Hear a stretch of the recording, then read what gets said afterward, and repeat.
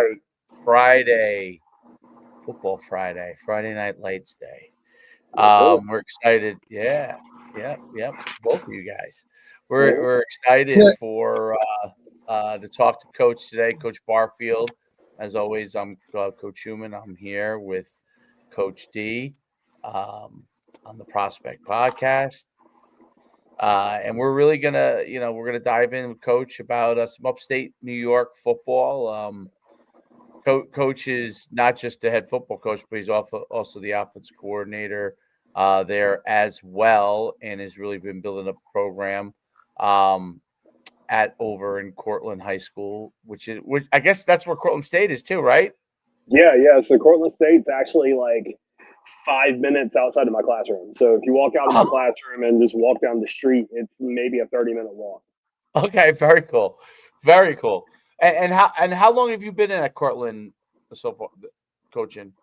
So this is actually my first year at Cortland. So this is your first year at Cortland. So let me have you dive into your background leading up to coming into Cortland and your playing background. So just kind of get everybody up to date on that. Yeah, 1,000%. So originally I'm from South Carolina. That's where my accent's from.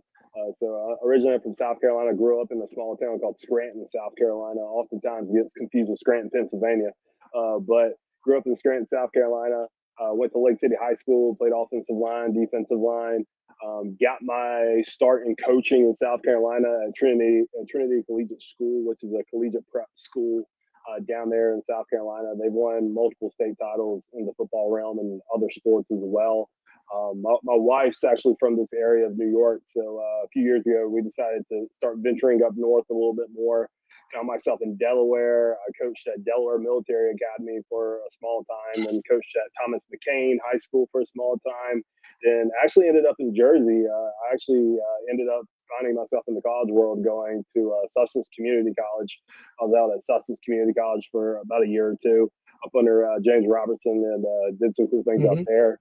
And then this past winter rolled around, and my wife was like, hey, like, we're not too far from, home for her. And I'm like, yeah, you're right. She's like, what do you think about moving back up there? And I was like, hey, let's do it. And, the good Lord, he set a path and set a plan. And, whenever we made the decision to move up here, the head coaching job came open up here at Cortland. And, she's an alum of Cortland, and, things just kind of fell into place. Wow. That's an interesting story. Really interesting. Wow. Okay. So you've been around. You were at Sussex Community in Jersey. You were Delaware Military. You're down in South Carolina. Talk about what the change has been from other places you've been coming up to Cortland. Sorry, say that one more time.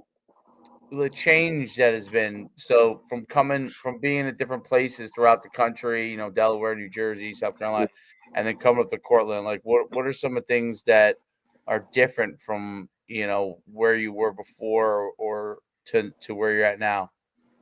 Man, honestly, compared to down south, being up north, it's a whole different world. Coach and I were talking about that before we hopped on, and it's just a whole different world. Down south, football is kind of like going to church on Sunday. Right. Football on Friday nights is just something you don't miss. And the more north we got, the more it's lacrosse is the big thing, baseball is the big thing, basketball is the big thing, and football isn't the top priority for a lot of schools and a lot of programs. In Delaware, I think Delaware's doing a tremendous job of, trying to prioritize football more and trying to push it and how, big it is, because, they're starting to produce more and more talent within Delaware that's going to the league and whatnot. But once I got up here to New York, I started realizing, I'm like, okay, football's not king up here in New York, which is okay. But it's definitely, the culture is a lot different around the sport up here. I will also say that down south, the playing style is a lot different down south. You're going to see a lot more smash mouth, power type of football, wing tee, eye pro, stuff like that. You come up here, you're coming into RPO world, and you're coming into spreading it out, and you'll see a few teams, run the power eye and whatnot. But for the most part, since I got in like Jersey, even up here in New York, it's spreading out, RPO them to death. Interesting. And when you came in, what was the state of the program where you came in there? And, what did you kind of have to do? And there weren't any things you had to really change and adapt? Yeah, man. So the last head coach, excuse me, he's now over in Massachusetts. He's an offense coordinator at a Catholic school over there now, and he did a tremendous job, really building this program up. Back whenever my wife was in, high school, Cortland was a football school. Over the next 15 or so years, not so much. Things kind of went downhill, and Brett did a great job of laying the foundation for the program. Got him back to, he won, I believe he won 3 games his first season, and then his second season, which was his last one here last year. They ended up winning, I want to say 3 games again. No, it was 3 games, then forfeit. Then they went to the playoffs and they lost in playoffs. But that was the first time, the program went to a playoff game in like, I want to say maybe 15, 16 years, something like that. So he did a tremendous job laying the foundation for the program. I think a lot of the big things that I've had to clean up coming in is just the structure and the organization, and trying to make it like this legit powerhouse of a program that I want it to become in the future. Just building more structure onto what was already laid. Okay, so building the foundation. When did your first year? So when did you arrive? Did you arrive in have you had time to really work with them from that standpoint, or? Yeah, so that was kind of the challenge. I interviewed. The job came open in March. I interviewed in May, and then they finally passed my hiring in like mid-June. And by that point, my wife and I had already relocated up here. And with the school system, it has to go through a whole system, for approval and whatnot. They finally approved me about midsummer, and we kind of hit the ground running from there. So I've only been around the kids since probably mid-June. Which is a little less time than I would like, going into my first season with them.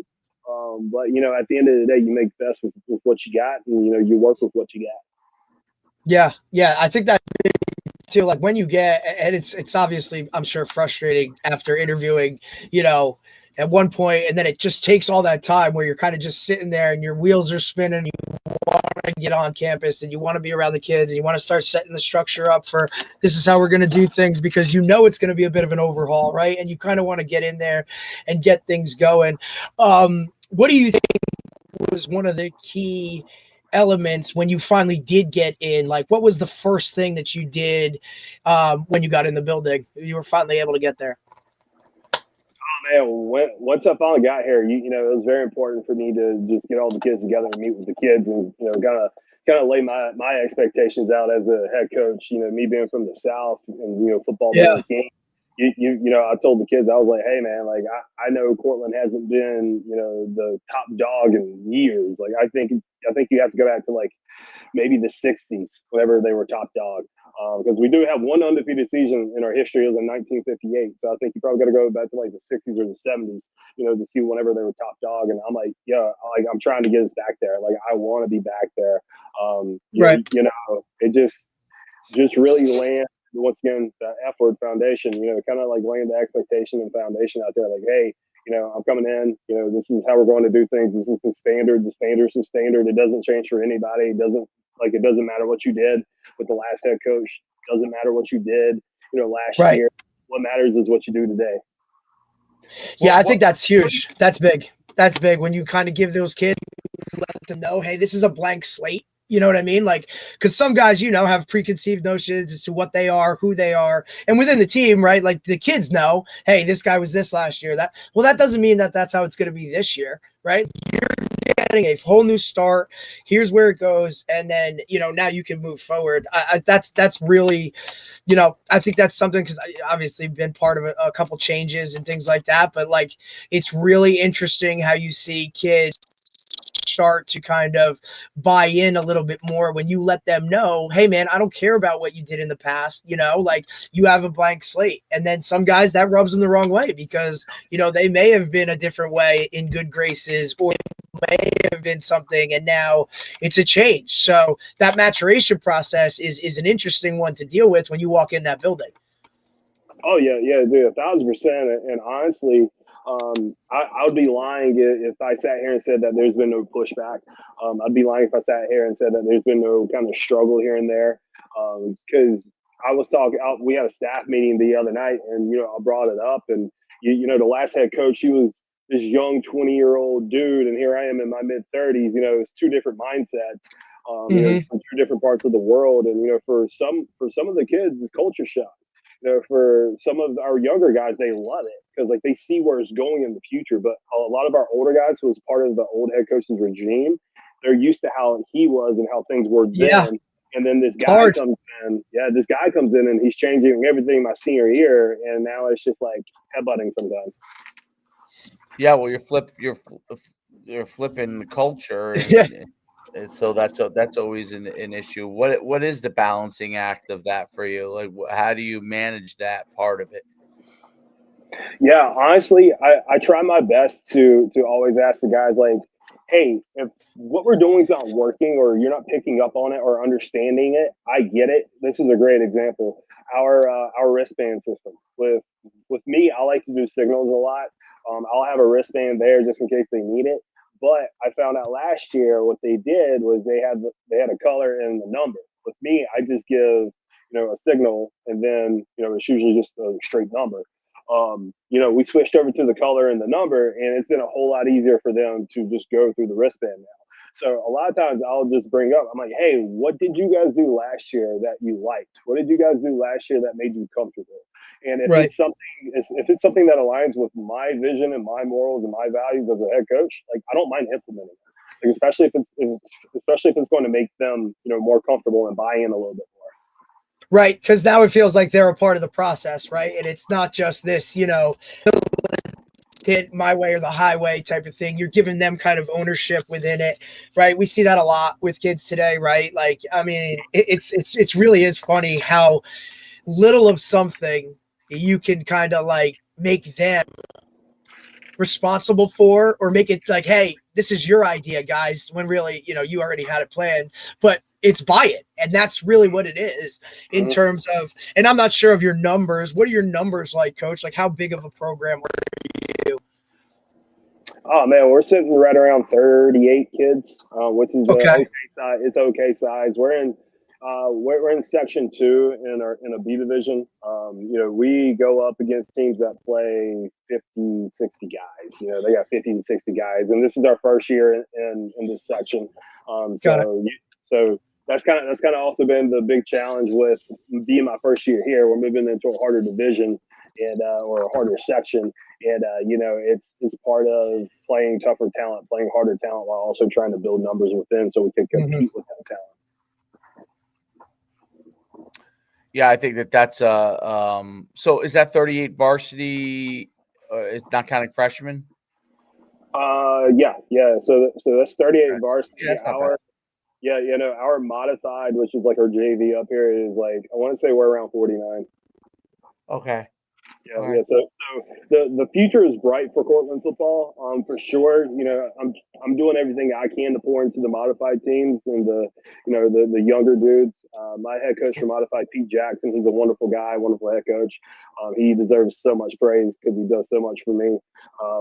He's doing a tremendous job with those kids, getting them ready for me, and I'm excited for the future. That's cool. That's really, really cool. So it's what's that? Yeah, I said that's exciting. That's exciting when you have, because we know how those younger groups are, right? Whether it's junior varsity or freshman or a sophomore team, depending on what you have and what it is. I mean, to me, those guys, it's why I love coaching the JV. It's because that's your future, and those poor kids, for the most part, literally just get the shit beat out of them all week. Scout team or doing this or doing that. They feel like that, and that sophomore year, it's like one of the biggest maturation years as like a human being. On top of now, you don't really have the role that, hey, you've always played football. Maybe you're running around on a special team. For you with less numbers, like some of those guys might be playing pivotal roles as a younger kid. So to pour into them and then have coaches that really buy into that, right? Because the guy who runs your scout team, irregardless, like that guy needs to be praised in every way, shape, or form for what it is and how that works. Because if you're not giving that good look to the older guys, like during the week, like, you know, we're not out here brothering it, you know, where, you know, you're just letting a guy do whatever. Like, you gotta work. And that's a tough balance too, especially when you're trying to implement everything else within a culture to be like, hey, you know, how do we get our numbers to continue to build, right? And the program now, like, we have a bigger number of freshmen, right? So what we've done is we've literally divided it into like 2 teams, and they're playing 2 games a week, right? There's a pseudo A freshman team, a pseudo B freshman team, and they're going to teams each week so that we can get guys playing time. Like, right? We all want to win, but at the end of the day, it's about retention. I want those, you know, out of 30 of those freshmen, I'd love for all 30 to be back next year, right? Like that's the goal, right? Like, push those kids from freshman year through so that they all now are seniors, right? And then if you hit on that, like, to me, that's how it shows success within a program. I mean, that's a big piece of it, is how do my numbers, like, they came in with 30 as freshmen, and now there's, you know, we still have 20 something seniors, right? Like, that's big. And that's how you can really gauge it. In my eyes, I think that's important. Yeah, no, 1,000%. And it's funny, man. Every time I come home frustrated from a practice or frustrated from a game or whatever, you know, my wife, bless her heart, she's my rock, dude. I'm telling you, because she reminds me, she's like, she always tells me, she's like, you know what? In 5 years, that's going to tell what your program is. She's like, just remember, absolutely, that. 5 years, that's what's going to be the telling of a Mike Barfield program. No doubt. I mean, I think that's definitely the key part of it. Just is building. I've been there. Dave's been there. Dave's been there. Dave's taken over some wicked spots. I mean, and you're like wicked spots. You go through and you just kind of, you got to just keep plugging away, and then you keep taking each step and you take the wins. And I don't mean the wins in the field. I mean like the wins, like where they're improving, or we used to say the game's getting away because until you get to a certain point, you're continually working on improving the program and improving the players, and the games are there. You know, you're getting judged on your games, but it's hard to get judged on your games until you know, for you as a coach, until you get to a certain point within the program where you're like, okay, now we're starting to make progress. Now I can be judged on what our performance is because we're starting to get to a certain level. That was always how I kind of always approached it. And, but it's hard because when you know, if you take over a program from somebody else, like, not everybody wants to go through those pains. You know what I'm saying? Like, that's a difficult part, because sometimes you have the older kids that you want their buy-in, but it's hard to get their full buy-in as much as you can get your freshmen's buy-in when you're in the first year, and then you can just, you know, you have to everybody has to be integrated, but they're also separated at the same time, and that's always a difficult process in the beginning. What do you like? I saw you have like am I correct? You have a gigantic offensive lineman. Yeah. I do. Cole Meeker. Yeah. 6'9", 290 pounds. What year is he? Well, now he's 6'10", 305. Oh my God! Holy shit! 6'10", 305. Yeah. He's a junior. Man. Yeah. You'll have him for the. Does he play tackle for you or what? Tackle. He has to be the biggest lineman, at least height wise, that there is in New York. Basketball player. I am telling you, this kid to be 6'10", 300 pounds, he's the goofiest kid you will ever meet in your life. I love him to death, but he's just a giant goofball. I love him to death. He's a giant goofball, man. I'm telling you, he's a great kid. Great kid, and his recruiting is definitely getting picked up very quickly. Yeah. I know Syracuse. Absolutely. Yeah, Syracuse is looking out pretty hard. So I know Fran Brown is trying to make his way down to a game. I think he's actually coming down in a few weeks, if I'm not wrong.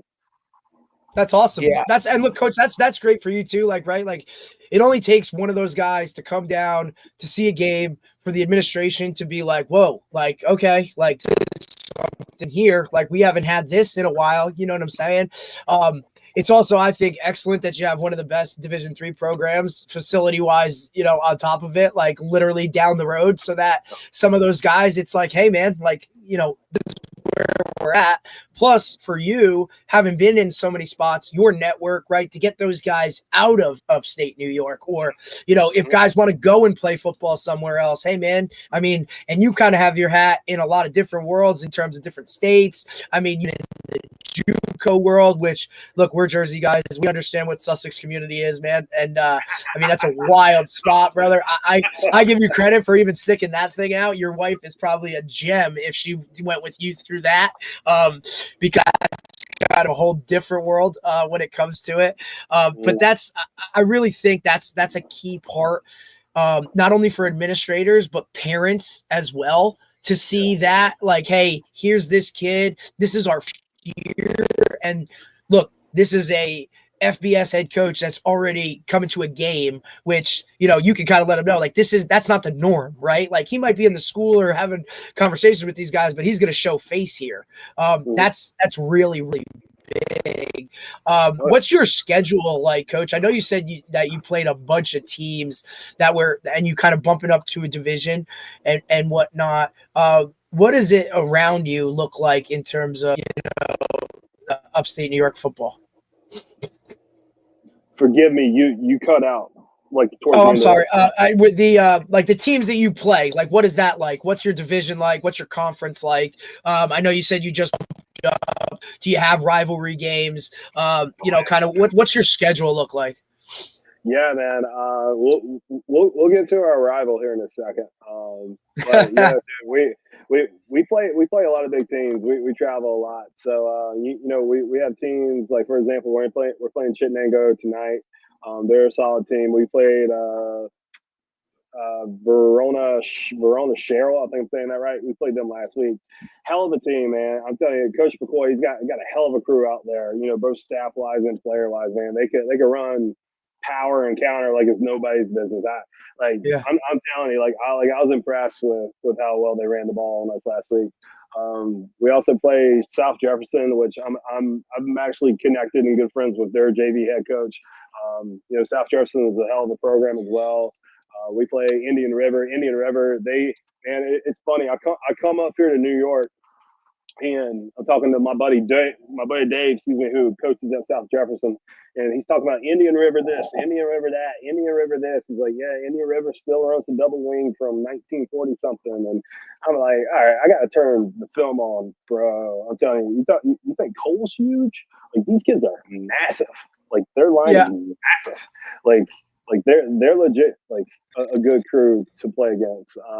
Then of course I can't leave Homer off of our list. Homer is our rival. So fun fact, Homer is actually 5 minutes removed from Cortland, and the only thing that separates us is a bridge. Nice. Yeah. So Homer is our rival. So we will be going to their house this year. So a true rival, literally, geographically. True rival. Yeah, it's the town next door, man. It's the town next door, and I love it. I love it. And it's the funniest thing because, you know, my wife being from the area, she would always bring up Homer. And my in-laws worked for the school district, for the Cortland school district. My father-in-law was a elementary school principal for like 40 years. And, you know, my mother-in-law worked in the school district office for like 40 years as well. And whenever, you know, I started dating my wife and I met my in-laws for the first time and all that stuff, we drove through Homer, and my father-in-law would go, Homer. And like, I didn't get it at the time, but now that I'm in the position I'm in, I'm like, every time I drive by, I'm Homer. I get it. So it's a true rivalry, man. And I love it, especially me being from South Carolina, how tight South Carolina and Clemson is with the Gamecock and Clemson Tiger rivalry. I love it. I love it. Yeah. What do you think are the next steps of things you got to continue to do to improve the program? Keep kids bought in, because I will say I've already said this, within the past 25 minutes. Moving up to a whole nother section your first year as a head coach, new school, new to the state. The only reason why people even know me is due to my wife's last name. Eyes are already on you. Especially with the kids in the hallways, man, the eyes are on you with the kids. And I think really we just got to keep the buy-in high because we're playing harder teams. There's no doubt about it. We're playing harder teams and we're playing tougher competition. And, some kids that scares, that scares some kids away. It truthfully does. But just getting the buy-in there, showing that, hey, we're building towards something great, just wait it out. Just give it a little bit more time. Let's just keep laying the bricks. I think that's the big thing. Just keep the writing on the wall for the kids and, keep selling the dream. One thing that's really hard to do in the world of sales and business is just like selling something that you don't have physical proof of or a physical product to sell somebody, right? Whenever you can sell a dream to somebody and sell like a future to somebody, that's huge, especially with kids. Because I'm learning with kids these days, a lot of kids love to be part of something that's already built. They don't like to build things. So whenever you can really hype up the process of, hey, dude, you can be part of something that you built. How cool is that? Like, you are the reason this happens. You are the reason why things are the way it is. How cool is that? Nobody else can take that from you. So it's really just selling the dream of building something great here. I think that's the next process. Just keep that dream alive, keep that vision alive. Well, I think that's a huge thing. Being able to keep the vision in the right direction, making sure they're as bought in as they can, understanding patience is the key, and just trying to be the best that you can be, not what anybody else but yourself, but what you can be, and I think that makes a big difference. Is there a so you said that they moved you to a new division? What do? They rotate the strength of schedule? Is that what they do up in upstate? So what we were in was more of like a developmental division. That's the way I like to explain it. So there's like a division within the section where they drop you down whenever you're trying to build numbers up and you're trying to build the program up. So it's like we graduated from that. Yeah, got it. And listen, to be honest, Dave, I mean, we talk about this stuff all the time. Like, that's a great way to do it, because what's the other alternative to that, right? Like, you just continue to get hammered and then the numbers really deplete. Then before you know it, you don't have football, right? And that's kind of, they do the same type of thing here in D.C. And Dave's been a part of programs that have literally dropped to only basically playing a sub-varsity schedule or a JV schedule, and then went back and, the next year he got back to varsity, they're in the state finals, or, you know what I'm saying? Like, so it helps at the moment. Those kids, they don't understand that. But it's like, hey, this is for the good of the group. This is for the good of the program. And then eventually, now look at you, right? Like, now you do have to play these hammers. And that's where it kind of separates the men from the boys. When it comes to it, like you said, some guys want to be a part of that smoke and some guys want none of that smoke. It's difficult. And you have to do some things as a coach to kind of figure that out, right, before you're dialing it up in a real game. And that's difficult as well, to kind of how do I handle this? Or, hey, administration, because that's where it all starts. They're going to give you either the green light or the red light on some things. And some of those times it's like, hey, we need to do this. We need to get this done this way. And that's hard, right? So obviously, I'm sure you wouldn't have taken a job backing of a really good administration that's kind of all in. Dave can attest to it, because we've been together at some places where it was like, hey, anything we tried to do was no go or push back, and we were scratching for every little inch that we could. But the better places that we've been, we're like, hey, you guys, I hired you guys for a reason, go do it. Yep. So I will say I have a great administration, both on the academic side and the athletic side. So I will say that. Funny enough, on the academic side, my boss was trained by my father-in-law. So there's a little tie in there. Yeah, there's a little tie in there. But I will say with Cortland not being a football powerhouse, for decades and decades, I've came in with some ideas and some plans that, it's like, what do you mean? We've never done that before. Guys, I can't even tell you the look on my face or even explain the look on my face whenever 3 weeks ago, I was like, hey, are we having a pep rally today? They're like, we don't do pep rallies. I'm like, what? I was like, yeah. Excuse me? They're like, yeah, we don't do pep rallies. I'm like, okay, we're changing that next year. Right. But yeah, like there's just a lot of things that's like, hey, like I want to introduce this and I want to bring this in. And they're like, well, we've never done that before. I'm like, cool, let's figure it out. Right. Right. I think it's important to do that. I think you have to figure out, what you continue to do to improve the program and try different things, non-traditional things to get you to that standpoint. It's what do you guys do you have a system that you run specifically on offense or defense that you like to hang your hat on, or? Yeah. Offensively, I try to do like the power spread. Ideally that's my bread and butter. Unfortunately, I don't really, other than Cole, I don't really have the interior lineman to really, have the physicality of a puller. So I've been pulling my tackles more than anything this season. Doing tackle trap, doing tackle power type of stuff. But traditionally, it's more of like power spread type of stuff. I like to try to spread guys out, empty the box, and kind of just run it down your throat. Right. That makes sense. Yeah. What are you like? What do you think? Like from a training standpoint, day to day, what does that look like for your program? Like, how do you guys operate during the week with lifting and training and all that kind of stuff? Yeah, man. So I will say one of the positive things about coming in, whenever I came in was during my interview. I don't know if you guys have done like research on me or anything, but like I have a big strength and conditioning background. Yes, and, yes, I saw that. Yeah, I got a big strength and conditioning background. And during my interview, they were like, "Yeah, like we're building like a $1.2 million weight room," and I was like, "You're like, oh, bonus, yeah. You're like, oh, bonus, yeah, I'm here for it." Unfortunately, the production on that has been a lot slower than I could have wished. It just opened like last week. So we haven't really been able to get to the weight room too much during the season, just due to facilities, being under construction and whatnot. Wow, that's a killer. Yeah, that's a killer. Yeah. So our summer lift has been at one of our alums, Caleb Wright. He's a wonderful guy, wonderful dude. He works for slipping me. He works for Cornell. He works for Cornell, but he owns a gym up here.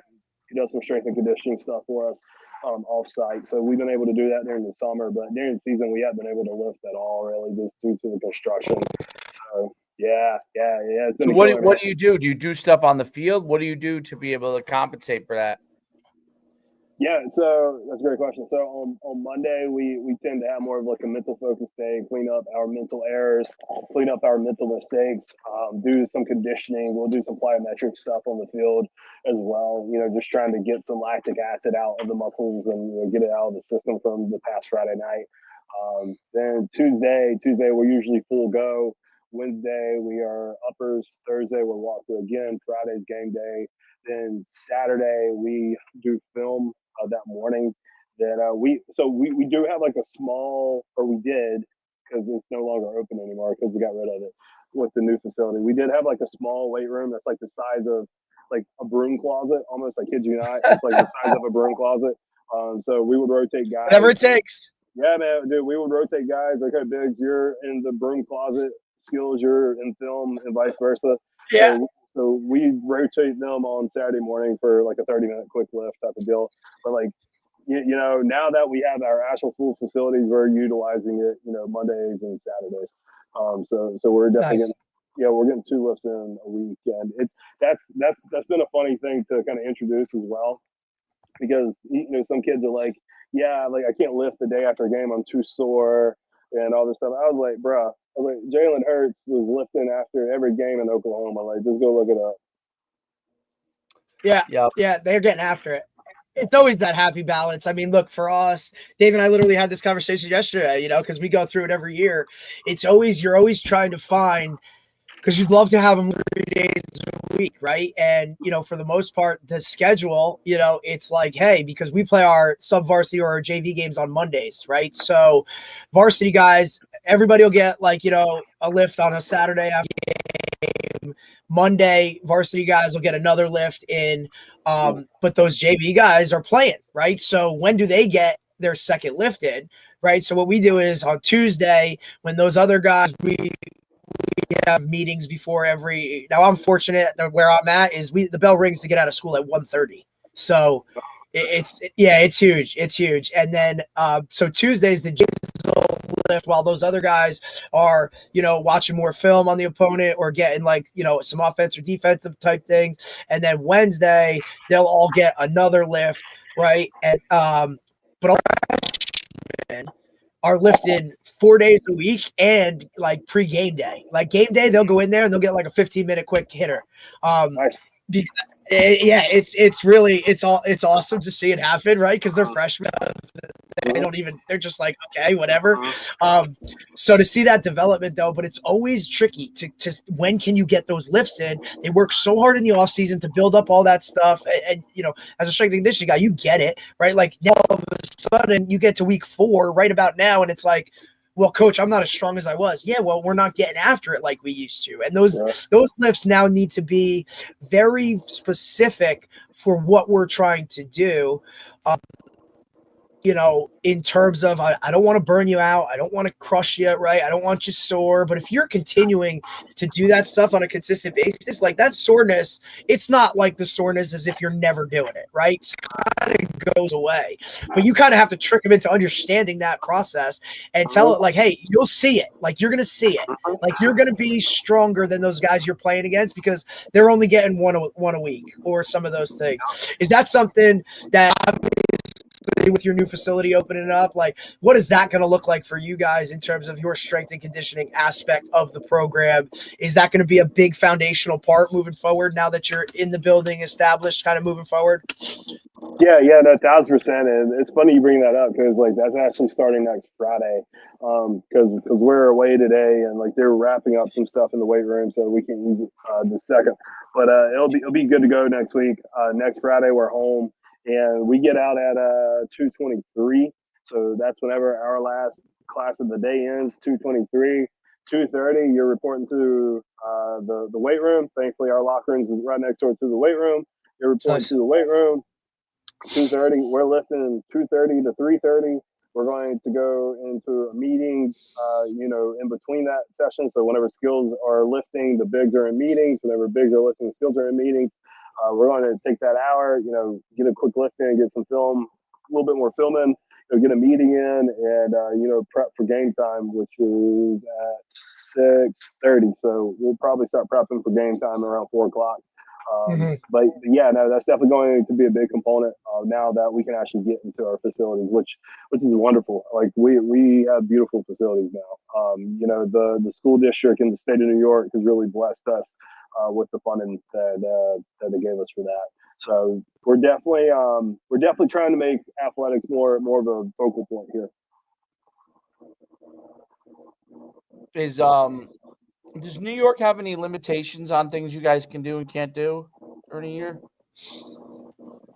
So during the summer, not only during the summer, but if it's outside of season, anytime we have a practice, it has to be open to the public. So little Johnny or little Timmy can walk on to that practice and practice with us. Even if they don't go to the school, they can still walk onto that field and practice with us. Interesting. So yeah, man. That's wild. Yeah. So we have to label things as open sessions or open practices. So legit anybody can come out from anywhere. They can come out. Can an old man come out there? Yeah. What? Yeah. Yeah, coach. You can totally come and line up in the A gap if you want to. Crazy. That's crazy. That's wild, dude. That's what. So you go and host. So you say, all right, I'm gonna run, a workout for my football team, and we're gonna be, doing 7-on-7. and you could be out there with all your guys, most likely will be, but some random kid wants to come out there and just be there. He would be allowed to be there. Yep. Yeah, man, dude. Hey, dude. I'm telling you. If I listen for the coach for the school that I'm at, if I did that, dude, there would be a lot of varsity jackets hung up on the fence, and these fuckers would be out there try to dial it up, because the school that I'm at, it's a traditional place, man. It's one of the winningest head coaches in the history of the state of New Jersey.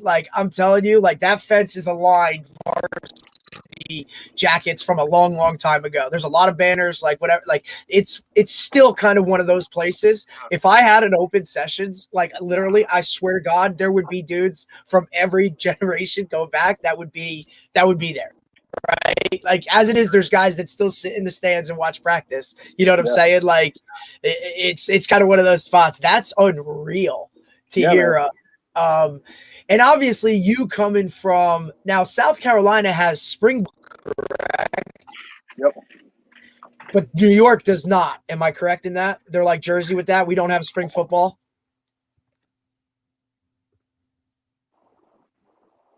I know we don't. Obviously, I mean, and it's something it's always tough, right? Because especially when you've been, that's like a staple of the program. Do you have spring? Are you good? Can you hear us, Coach? Yeah. Sorry, my AirPods. No, you're good. You're good, buddy. Do you have spring football in New York? No, right? No. Yeah. Unfortunately, we don't. Down south, that's a big deal. Down south, spring ball is huge, man, because that's the first look you get with who you potentially might have.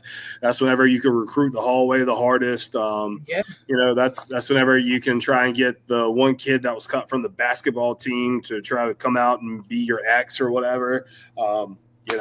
It's spring ball is one of those things that I wish we did more of up here, but we just don't.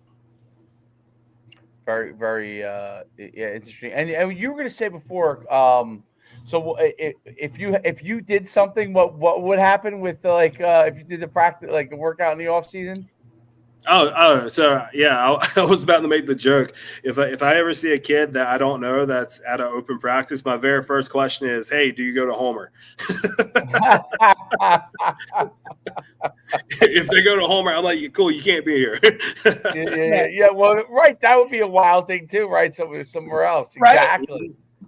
That's so funny. Hey, Dave, kind of piggybacking off of that, Dave, what does it look like, Mike, in terms of the transfer world for you within high school? Because it's obviously a thing. We see it in college, the transfer portal and whatnot. It's trickled down. They've put some stipulations and rules in place here in Jersey where, you get a one-time free transfer rule. As long as you're not a senior. If you're going into your senior year, you automatically have to sit 4 games, and then you can dial it up and go. What does that world look like for you in New York? Yeah, I will say where I'm at is pretty locked tight, because you can't play Cortland sports unless you go to a Cortland school, and we're the only high school in the district. There you go. It's either you're part of Cortland or you're not. So there's no black and white. So for example, I can't go over to South Jefferson and try to get a kid to come from South Jefferson over here. I will say where we are is pretty locked tight with that, just due to how the district is laid out, and we're the only high school. There's, I want to say, maybe 3 elementary schools and 2 middle schools. Then we have our own middle school, which I'm a teacher in, which is connected. Oh, nice. Yeah, nice. So, you're in the middle. Oh, you're in the middle. That's awesome. That's a whole different type of bonus. That's where all these gray hairs come from. Yeah, but hey, listen, we all the middle school. I get Dave's just entering that world. He's got a son who's 10. He's just entering. Oh man, it gets. I taught middle school for a couple years. Holy, it is a different world, dude. It is a different world. Man. But it's also great because, that's where those kids can now first see, oh, wow, this guy's the head football coach, right? And you can get tabs on, who's who, right? And it's why I love the staff that I'm on now. We have 2 or 3 guys that are assistant coaches, not only football, but, wrestling as well. And some do hoops, right? And they teach in the middle school.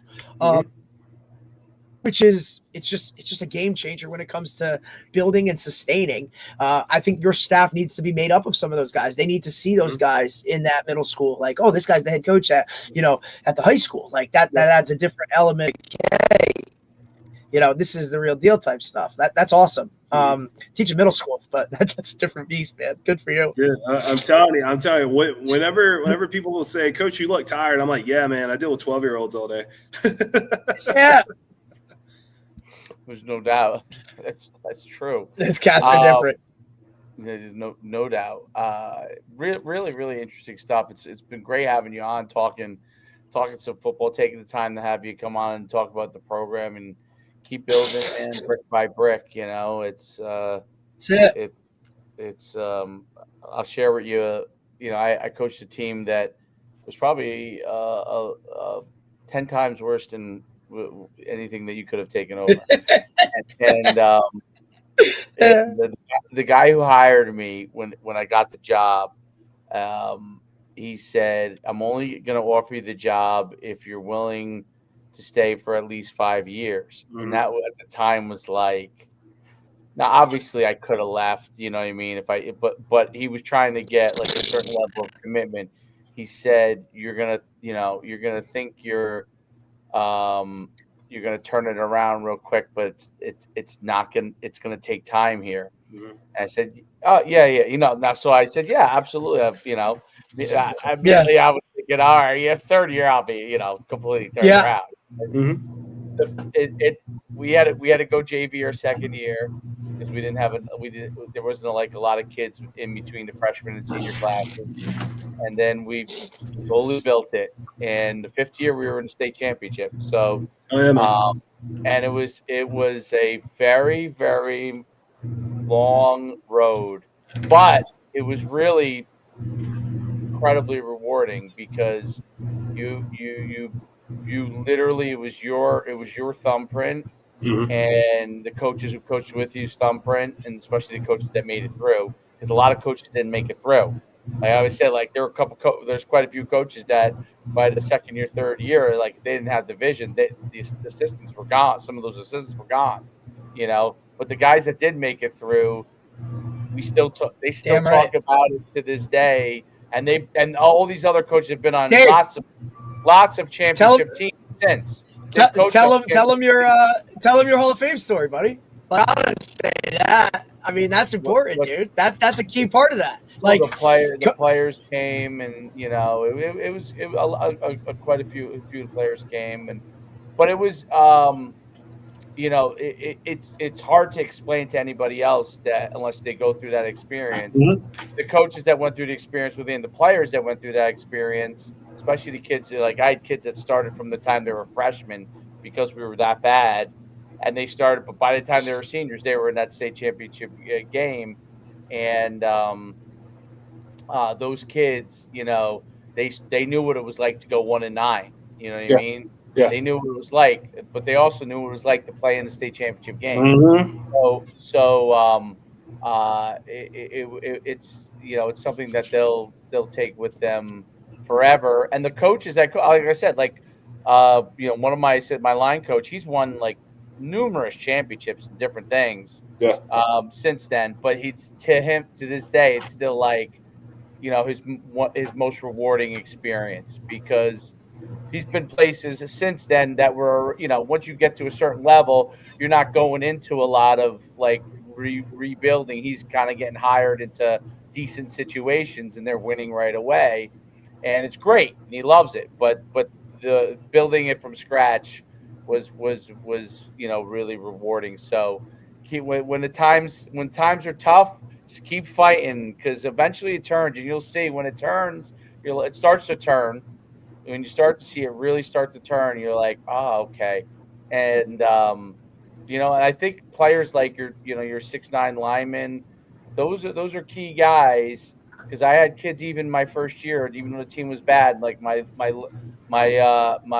tackle went to UPenn. He was 6'5", and he had a lot of success. I had another kid that went to New Haven that first year. They had a lot of success individually on a team that wasn't that good, but but we tried to make sure that each guy, we rewarded everybody as we were building the team. We didn't forget about the individual too. So, and I think that helped the kids get along in that process, which was good because, you kind of have to, you have to convince kids on keep fighting even when, they may not be a champion, right? And today's world, it's even harder than, when I was doing it 15 years ago.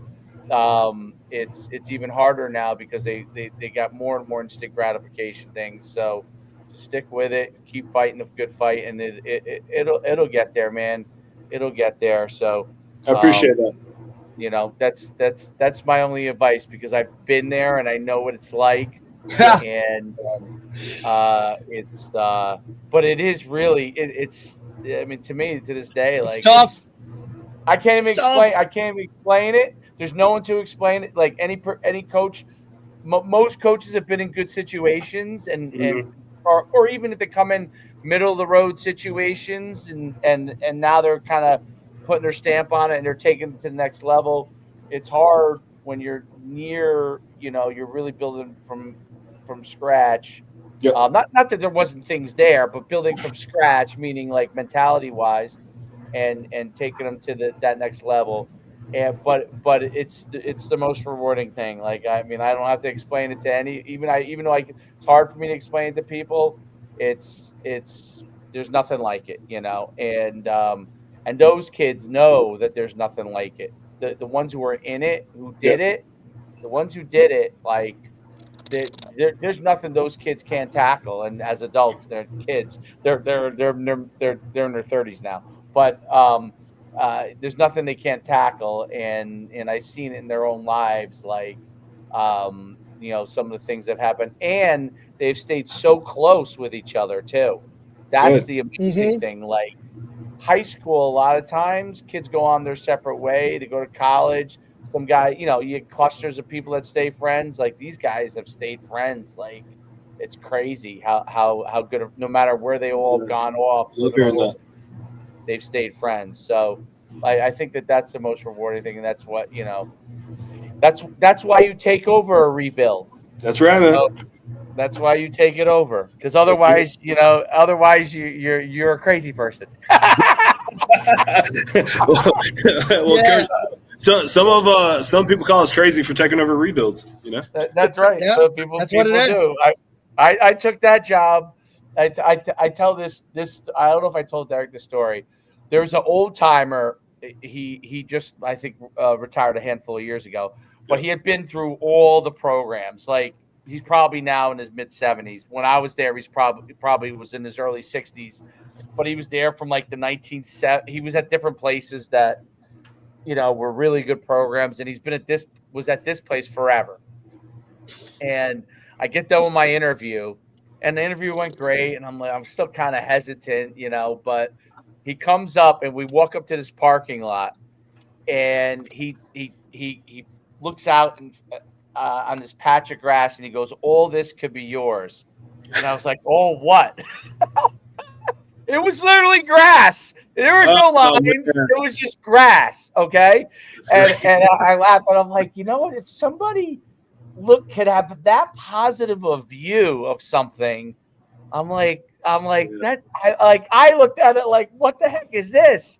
I'm in a parking lot in grass, and he had such a positive outlook. I'm like, maybe these kids are kids that he believes in. Maybe there's something there. And he was right. There wasn't that many people that have bought into it. It hasn't had a lot of success since, but it was a great experience. And I think that if you approach it that way, it'll be a good experience for you too. So, anyway, 1,000%. Well, hey, I hate to cut us off. I got to get ready for my next class here in like 2 or 3 minutes. So, all right, appreciate you, Coach. Good luck tonight, man. We'll talk to you if we can do anything for you. Let us know, man. Good luck, man. Thanks. 1,000%. Hey, gentlemen, thank you so much, and happy Friday to you. All right, bye. You got it, buddy. That was great. Good job. It's always interesting to talk to some of those guys. But I knew, like, first 2 scores, he's got a long road. So, but I said, and I knew, I knew, like, you know what I mean? Like, I knew he was a first year going to it, and I wanted to, like, you know what I mean, kind of, you know, I knew you'd give him a couple things that, like, hey man, like, it gets better, you know what I mean? Because I'm sure right now it's kind of that whole, like, damn man, no matter what I do, it's this, it's that. It's like, just keep pounding the pavement, man, right? Like, trust in the process, understand what you're doing is all the right stuff for the kids within the program, and there's going to be a lot of outside noise and all that other kind of stuff, man, but just keep doing what you're doing. You know what I mean? Like, hold the kids accountable, keep the standard high, and the other stuff, it'll take care of it. It'll take care of itself. What is this lockjaw? How about stuff, that? by the way, what is this lockjaw? Okay. What do you mean? What is the lockjaw thing that you posted about? What is that in the way? What did I post? What did I post? So the clip can it's magnetized, so the clip sticks right on the rack. Those are clips. Dave, that's the new clips for the end of the weight room now. There's no more of the like the metal squeeze, like whatever, like the little clips go on the end. Yeah, and it locks it in, but where do I put them? Or, you know, they're at the end of a bar or whatever. So some genius was like, hey, let's just magnetize them. And it's like, shit, dude, like that's such an easy fix. Like, it's a great idea. You know? Oh, it's phenomenal, dude. So I'm like, oh, hell, like, shit, here we go, you know? Because I grabbed a bunch of them off freaking team. Because it's the only spot I could find that are green. So I got a bunch of those green clips. Because when I got to where I'm at now, none of these kids put clips on anything. Dude, kids are doing hang cleans and, you know, 10-pound weights are flying off bars. I'm like, what are we doing, dude? Like, put the clips on. And they're like, well, look at the clips. Look at the clips. And they're freaking, there's more rust on them than, no wonder they couldn't get them on. I'm like, oh, okay. So, yeah. But then I saw it this morning. I'm like, shit, dude. Like, someone corner to market. Like, there you go. That's great.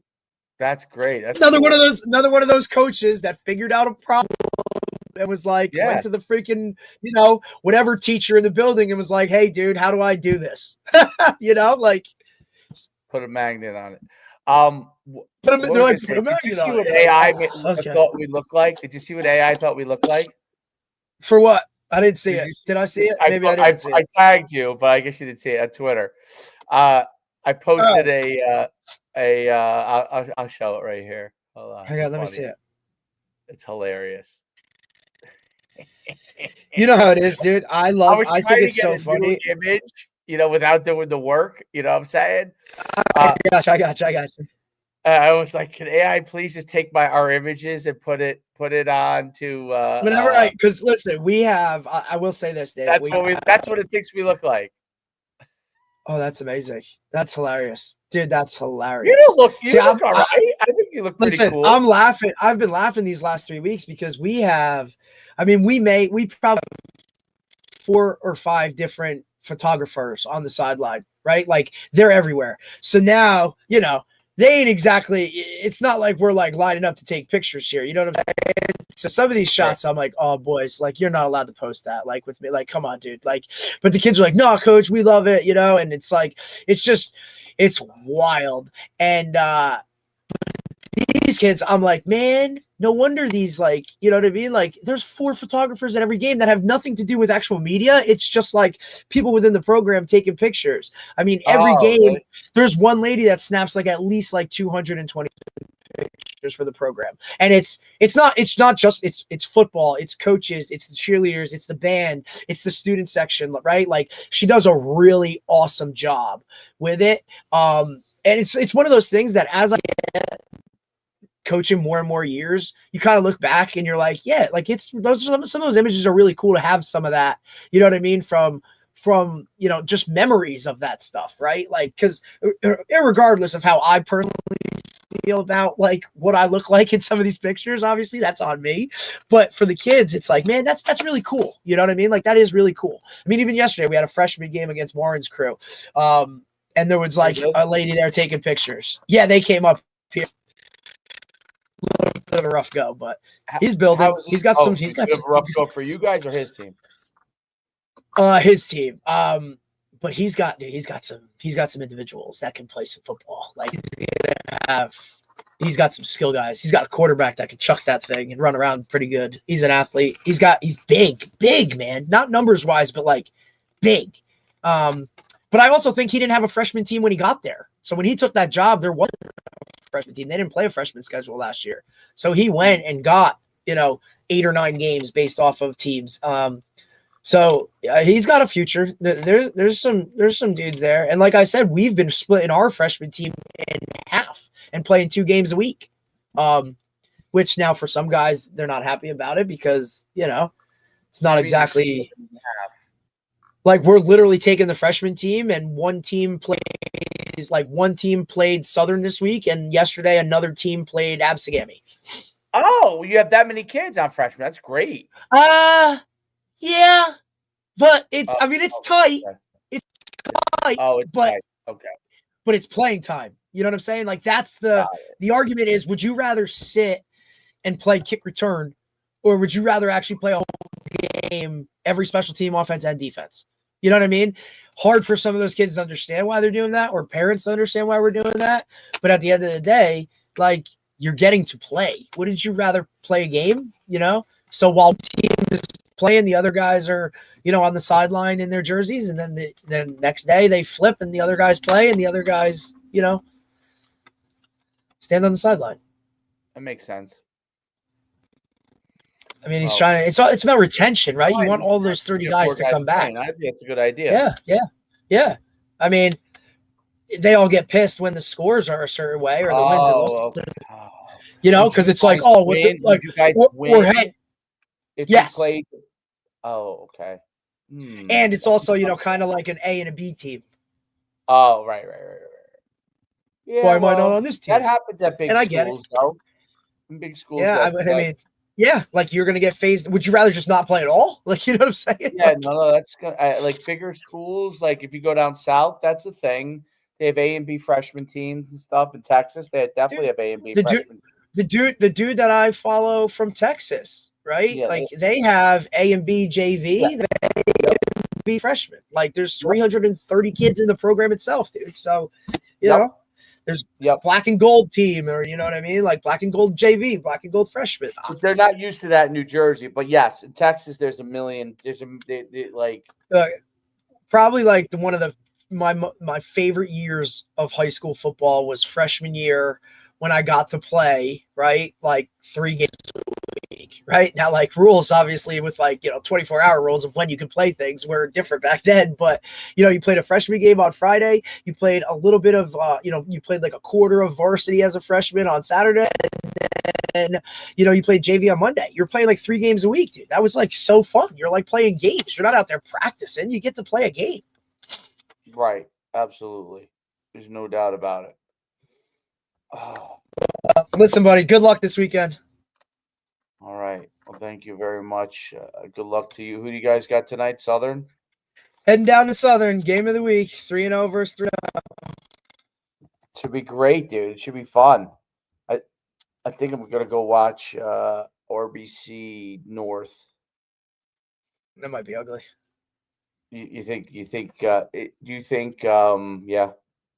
You think North is just good because they haven't played anybody yet? Mid-North they're playing? They're playing Mid-North? They play RBC's playing Mid-North. At RBC.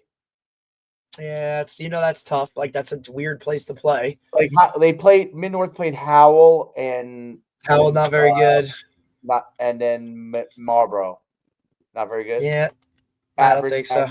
Average.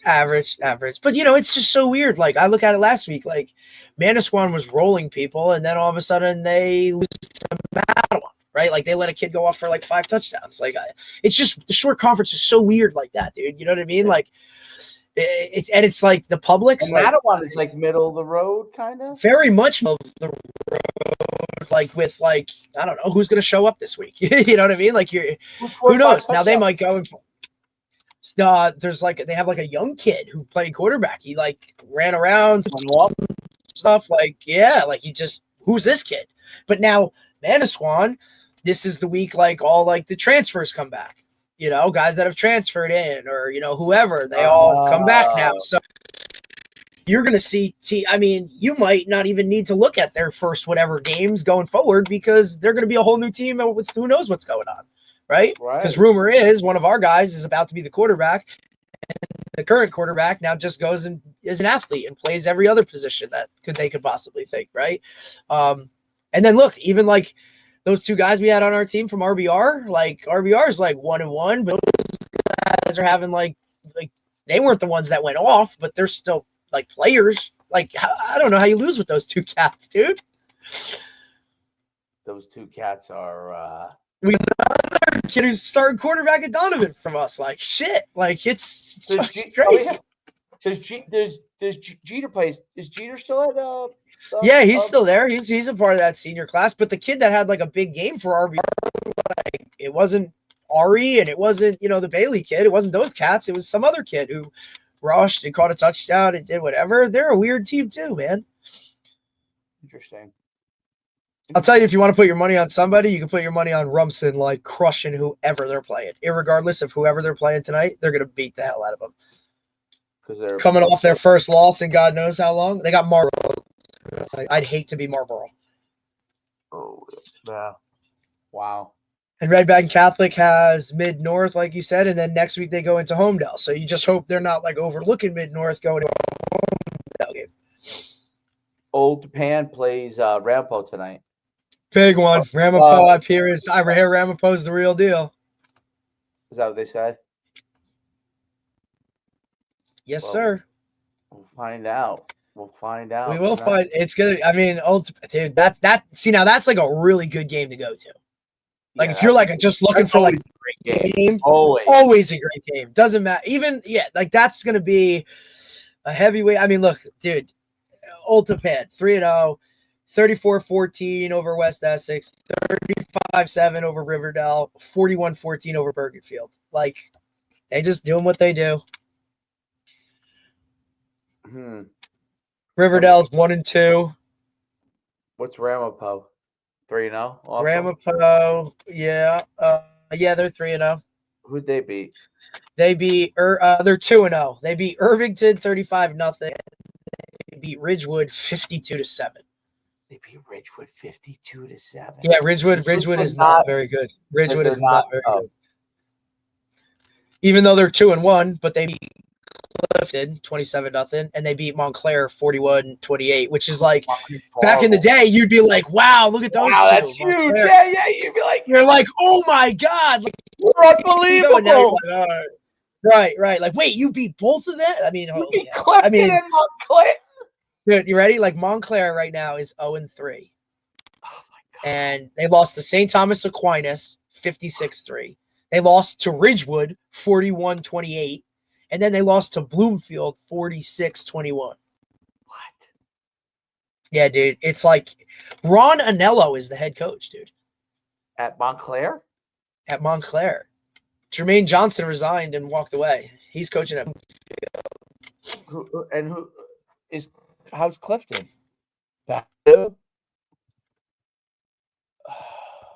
I know, dude. It's crazy. When you start looking at some of this stuff, dude, I'm like, wow. Clifton's 0-3 for a long time, but 0-3. They lost to Ridgewood 27-0. They lost to Eastside 20-14. And they hang on, this is the killer. They lost to Passaic 13-6. What? I know, dude. I know. This week they got Morristown. Good luck. And they play Bayonne, Morris Knolls, Passaic Tech, East Orange. Clifton might not win a game. Yeah, because how about this? Yeah, because East Orange. Listen, East Orange was pretty good. Passaic Tech with Coach Demmer, that's like stud. Even though they're only 1-2. West Orange played last night. They played Livingston last night. West Orange is wild, dude. The kid who came to one of our showcases as a young pup, Sidney Padilla, like a tight endish. He's got offers out to a zoo, bro. Oh, and he's still a young puppy. Coach Grant, man, he's awesome, dude. He does some good stuff. Even though they is what's his name? David Moore. Not quarterback. Yeah, and they're 3-1. David Moore is excellent player. I remember when you know who they lost? You know who West Orange lost to? Shabazz. Did they? I thought Shabbat has a loss though. Didn't they lose? First game of the year. Shabazz is 2-1. They just they just got smoked by St. Peter's. Okay. They beat West Orange 10-7. They smoked Lincoln 57-0, and then they lost to St. Peter's 50-0. Now you know what they have this week? Immaculata. How's Immaculata? Pretty good. I think they're 2-. No, Immaculata's 3-0, but they've played 2 out-of-state teams, and they beat Petty. Petty. I know. Yeah. But look at their their schedule is very interesting, right? Like you got an out-of-state New York team, Kellenberg, New York, Petty, St. Francis Prep, New York, Guayak, Shabazz, Hudson Catholic, Schneider, Lincoln, Newark West Side, and St. Mary's. My God. They're going to win every game. Yeah. They may lose. Shabazz is their toughest games. Yep. Wow. West Side. Good old coach Ronnie Lundley. He's 0-4. Oh boy. How's Coach Jake's doing? He's 2-0. He's got Montclair this week. It's a tough league, man. That league, that division, I should say, within the Super Football Conference, with like Livingston, Montclair, Bloomfield, West Orange, like Barringer, like that was. Well, there's haves and have-nots in there. Absolutely, man. But those halves, holy hell! Every week you're like, dude. Good. You're like, man. Is Union City in that division? No, Union City's in like a Hudson County type division. That means they're going to. I think they lost. He's 1-2. He lost his first 2, so he opened up with Pascack Valley. He lost to Pascack 42-19. He lost to St. Peter's 42-15, and then they just beat Bayonne 27-14, and they got Northern Highlands this week. Oh, they're 3-0. They beat Holy Spirit. That's a huge win, 27-12. They beat Wayne Valley 21-14, and then they just beat Hackensack 36-7. Oh. Hackensack's 2-1. Okay, Coach Wrestler. He must have beat like East Side or something. Yeah, he did. He beat Passaic and he beat Kennedy. He beat Passaic and Kennedy. But he'll win 5 games because he's gonna have 5 of those 100%. games. Yep. How about this? Coach Rogers, right, who's obviously worked some of our stuff, was at DePaul. He's now the head coach at Patterson Kennedy. He did get it. He did get. Oh, holy God! Do some research. Wow. Wait. So after all that, he got it. After all that, he finally got it. Yeah. After all that, he finally got it. He's only played 1 game so far. Wait. How? And then he played Hackensack on the 5th, and now he plays tonight. He's going to Wayne Hills. Oh my God. Then he's got Dwight Morrow, Barringer, Bloomfield, Passaic, Hudson Catholic. He Hudson lost Catholic, to Hackensack 43-0. Hudson Catholic. What's the whole thing happened with? They're 1-2. They beat Newark Collegiate. Yeah, horrible. They lost to Hanover Park 35-18. They lost to Hoboken. Oh my God. Hoboken? Hoboken's 3-0, bro. What? Beckton, West Side, and I don't know. They beat Beckton, they beat West Side, they beat Hudson Catholic. They got Poly Prep tonight. They beat Beckton. Beckton. Wow. Beckton's 1-2. Beckton just lost to Butler.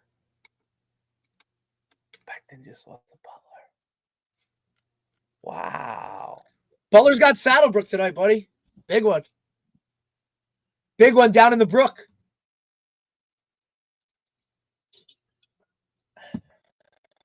Down at the brook. Butler's playing Saddlebrook. 42-7. That's your prediction? Well, Butler's taken, they've taken the foot off the throttle the first 2 games. They beat Beckton and Hawthorne 27-6 and then 28-14. And I don't think they've done anything yet. Hawthorne's probably decent.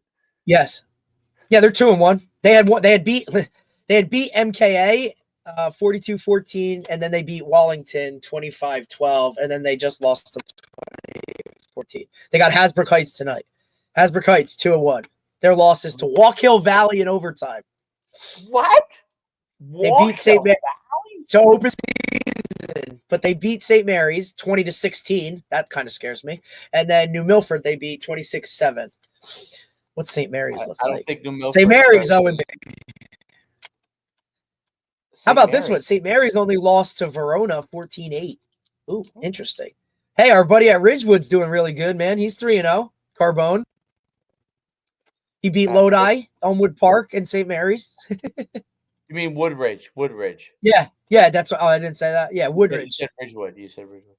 Oh, yeah, he's 3-0, 38-0, 51-0 over Elmwood Park, and then 26-16 over St. Mary's. He's got Weehawken tonight. Okay, Weehawken. Weehawken 1-1. Park Ridge 1-1. How about my buddy at Garfield? Farshid with a 2-1 record, buddy. There you go. Who does he have on? Who did he beat? Lyndhurst, Big Rich Torero. Ooh. 2-1 versus 2-1. Probably a really good game, to be honest.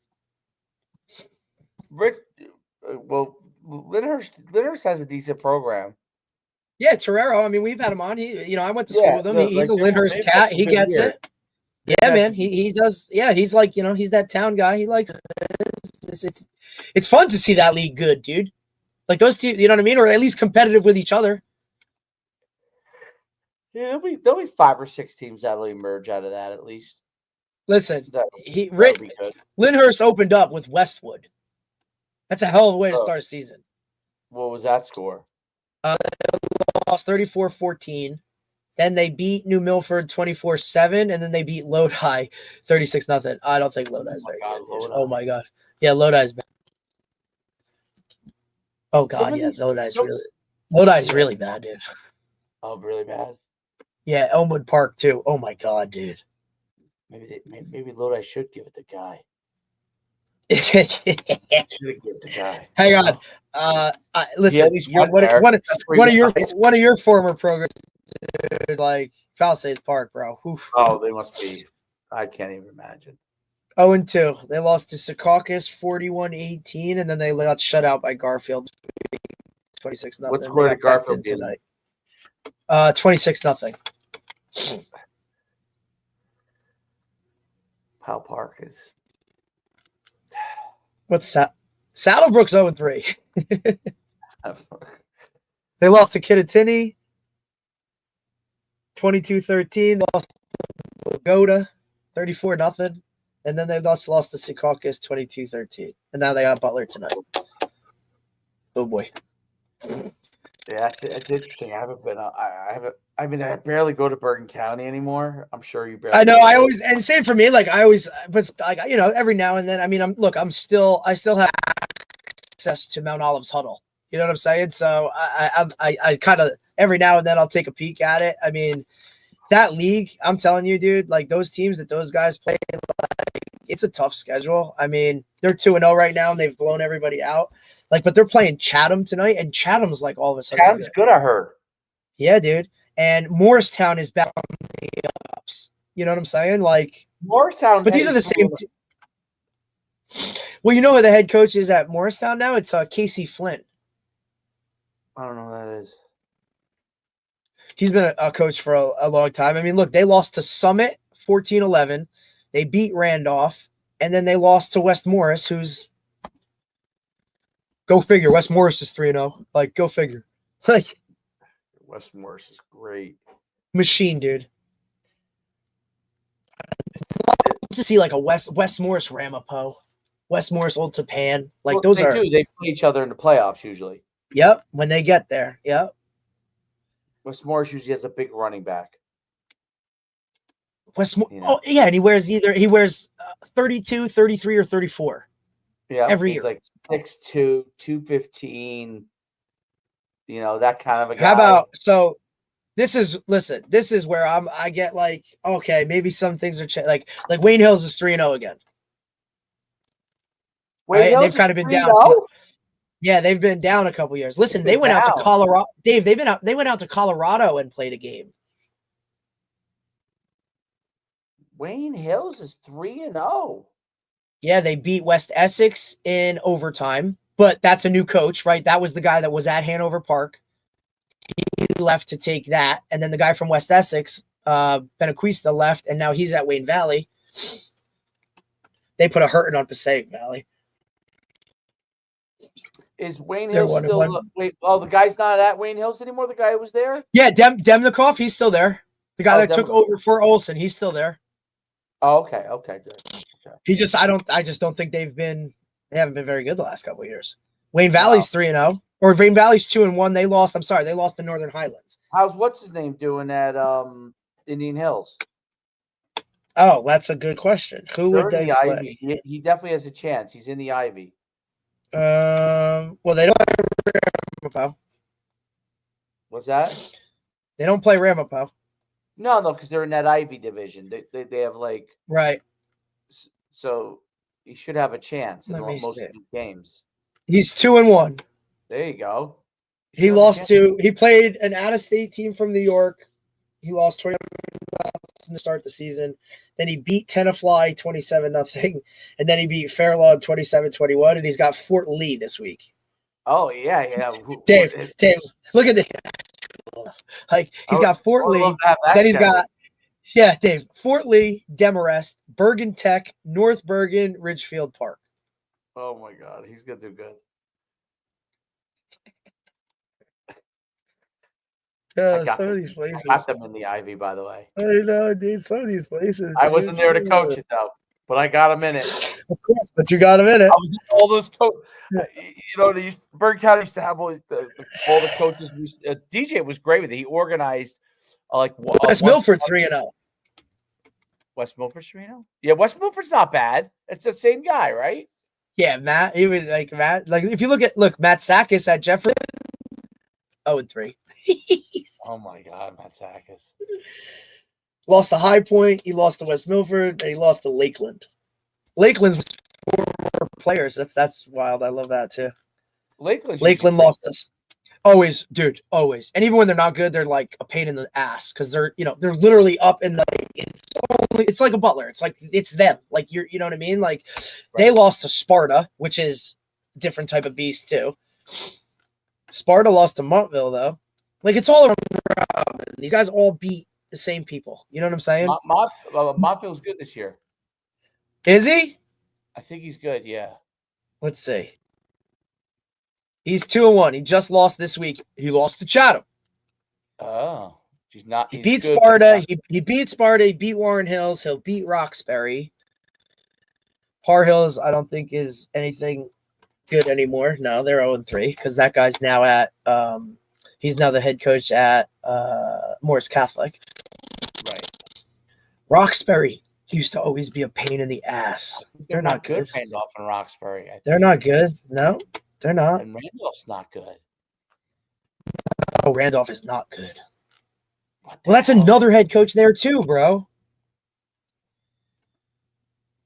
The guy who's the head coach at Randolph now probably has every record, and take this for what it is, probably has every passing record at William Patterson. When you coach youth football, it's very interesting.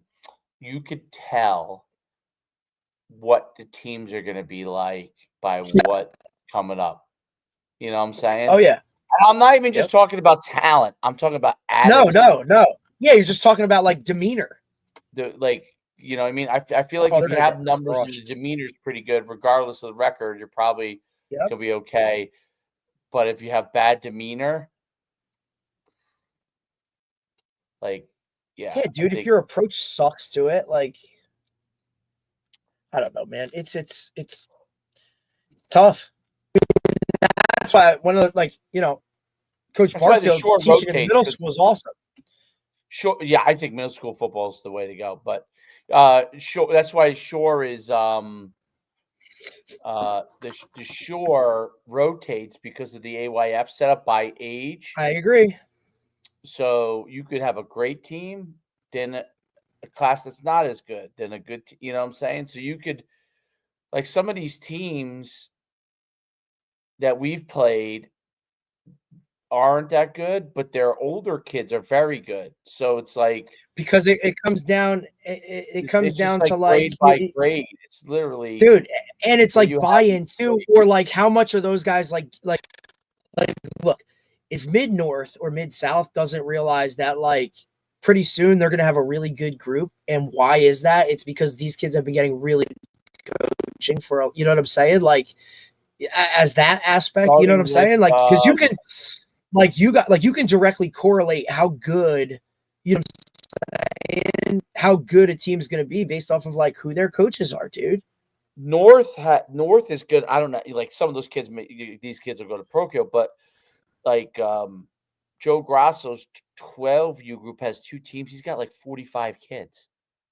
See, that's and to me, and that's why I like our head coach gets that part. He's like, look, if we have 30 freshmen and we play a 1 game a week, half of these kids aren't going to play. They're going to be like, oh, you know, whatever, you know, this sucks.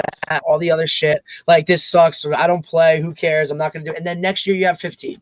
And now, you know, our roster of like that 45 starts to dwindle every because you're cutting it. At least we have a better shot if they're playing, right? Because we can talk them through that as to be like, hey, understand, like, this is my why. All that kind always of shit. was like 30 times 30 Numbers. times 30 times 30 is 120. You have 120 Thank you. in your program, 90 on varsity. You are going to win. You're not. I think too. Yeah, 100%. Remember how we brought numbers, in at Red Bank we brought in 45 freshmen class? Oh my god! And they're like, "What are you guys there doing?" was nobody like, left. This is like once we were gone. 45 freshmen, dude. And then look at that class when they graduated as seniors. What was there? 10. We had 10 or 11 kids just from Union Beach. I know. You had a class of kids just from one place. I know. Because I went there and spoke to the kids. You went to every middle school, charter, everyone. Regardless. Like, and then look, dude, we were in the hallways. Like, dude, we were in the cafeterias. Like, guys don't understand that. Like, Beach, you have to, dude. That's what it is. The guy gave me the gym teacher gave me the whole entire grade.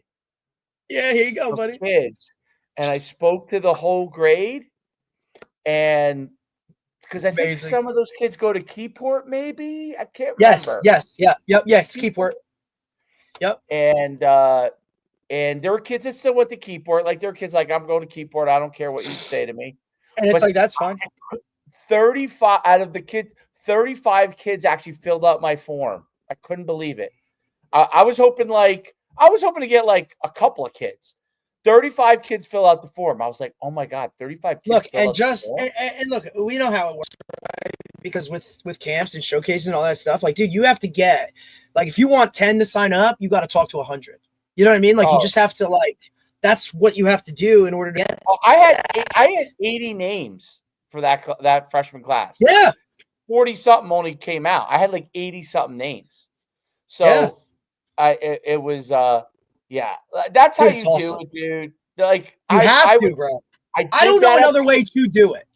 I did that at Saddleback. I did it at Powell Park. I had a lot of success because obviously there was but like, dude, I would just, and they didn't give me a good environment to get the kids. No, dude, you were working from like behind the 8 ball.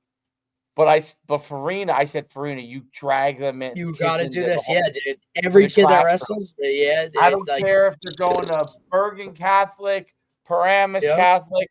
You just get them in here and let me talk to them. Come sit and hear. Right.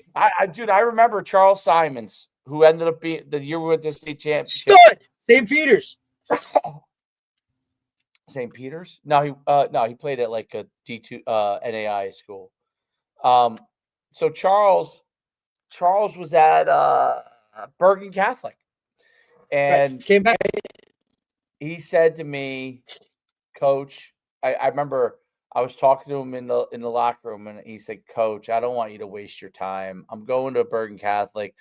I'm never coming back. You know, his older brother was playing for me already, and he's like, I'm never coming back. You know, and I would go to his middle school basketball games. Yeah, dude. You're like, hey, buddy.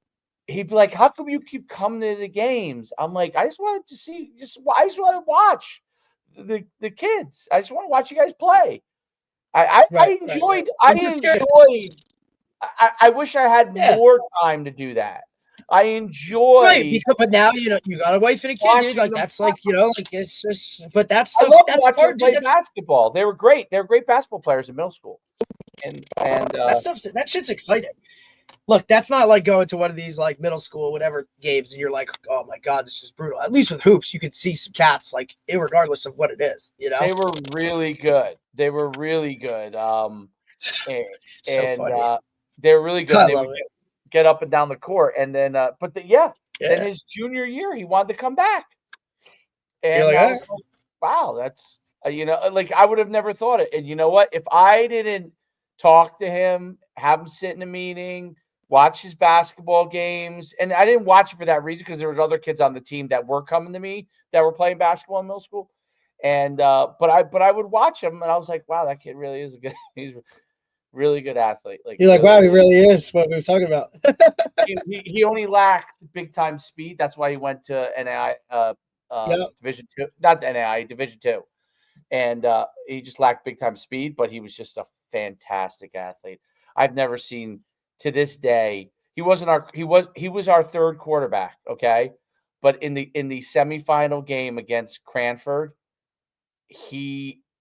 I don't know what got it. I put him in, and he freaking ran for 250 yards. And they had the Division I player, and everyone's like, "Where's that kid going?" I'm like, "He's probably going to like Division II too." But he was just awesome. He struggled in the championship game because Summit like really came after him, but because they came after him. But he ran for 250, dude. It was crazy. We ran for like 400 yards in that game. It was. I've never run before or since wild like that. That team just ran the ball, man, and we could throw, but when they got rolling running, it was just like they loved it. They just loved it. Whether it was the QB running, we would use random guys like sophomores that were linemen as fullbacks, and we'd rotate them in. We'd rotate him in as an offset fullback and just snap it to the QB, and he would just kick out, and we would like kids who weren't even like playing. You know what I'm saying? They were like backups. Yeah, and they were their job. I said, your job is just to blast the defensive end, and they would that's it. And then they would come right off the field after they did it, and then they go back in. Like, coach, I got him. But yeah, no, it's fun. It's fun. It's good. And this week we got we play Freehold, youth wise. We play Freehold. Go get him. Go get him. So good luck tonight. And, we'll talk after. You got it. Go get Southern, and if you win, go right to the beach. And oh no, you gotta get on the bus. Be a really big one if we do. You know what I mean? Now, look, they're a really good team. They've for a long time, but if we get this one, it's different. That'll be a different one. This will be one of those like, woo. You must be as big as them. Yep. Yeah. Oh yeah, definitely. Because I saw your lineman. But like we have big dudes. But like there's a lot of like really good matchups, right? Like we have a really good lineman. They have a really good. We have a really good quarterback. They have like a really good like DB, right? Like they have just like it just matches up really well. I just don't know if like we're on that level of, when things go awry, what's going to happen, right? Like what guys are going to show? Is it going to be all right? 100%. I think that's what it's going to be it's going to be like, punch after punch after punch. And we kind of just go from there, Who can weather the punches? Absolutely. All right, man. Well, all right, man. Luck. Have a great You too, buddy. day. Talk to you later.